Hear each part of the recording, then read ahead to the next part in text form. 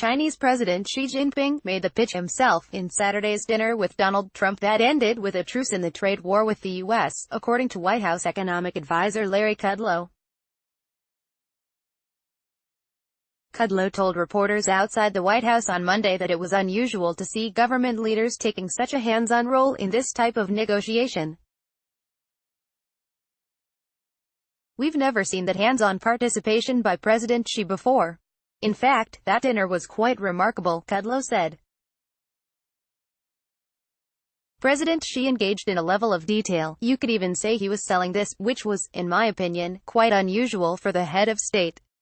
Guys like me are supposed to know the details. He did. He made the pitch himself. And Xi wasn't winging it, he was well prepared. And so I was impressed with that, and I felt that bolstered the Chinese commitment. I may be wrong, but I believe it did, Kudlow said. The dinner ended with an agreement to suspend tariff increases for 90 days while the two sides continued negotiations on ending a dispute that has disrupted billions of dollars of trade between the world's two biggest economies.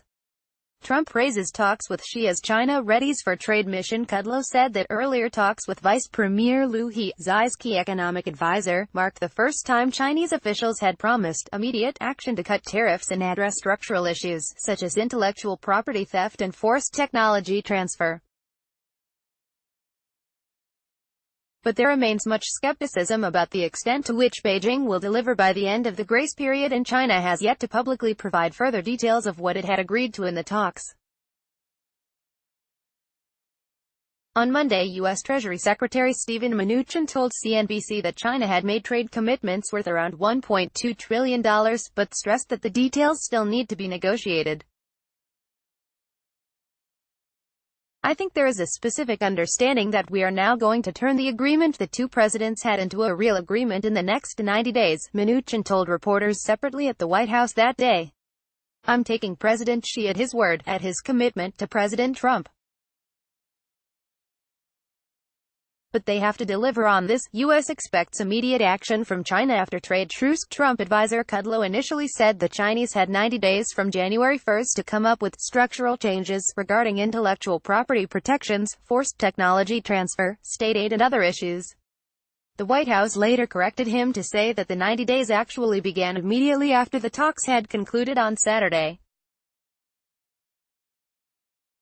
However, Chinese ambassador to the United States Cui Tiankai has since pointed out that negotiators will actually have fewer than 90 days to reach a deal because holidays, including Christmas, New Year and Lunar New Year, bleed into the time available. The South China Morning Post reported on Monday that China was expected to send about 30 officials to Washington for discussions next week, but it was not known who would be in the delegation. Kudlow said U.S. Trade Representative Robert Lighthizer would be leading the American team, adding that Mnuchin would be very involved in the process. He said that in his talks with Liu, the vice premier had stressed the changes, with respect to tariffs and non-tariff barriers and other structural issues that we'll get into in a few moments, would begin immediately. Kudlow continued, "And I said, what do you mean, immediately? And he said, immediately. So we'll see. But I think I can tell you I've never heard that immediately commitment before." But without a detailed agreement, observers questioned how far both sides would be willing to go if they were to reach a more lasting deal within the 90-day window. How ceasefire might affect the fortunes of China's partners and rivals. Shi Yinhong, an international relations expert from Renmin University in Beijing, said China's goal was to ease tensions by importing more U.S. products, but Washington's demands for structural changes went beyond this, adding, "For China, it's really a difficult task to end the trade war in 90 days.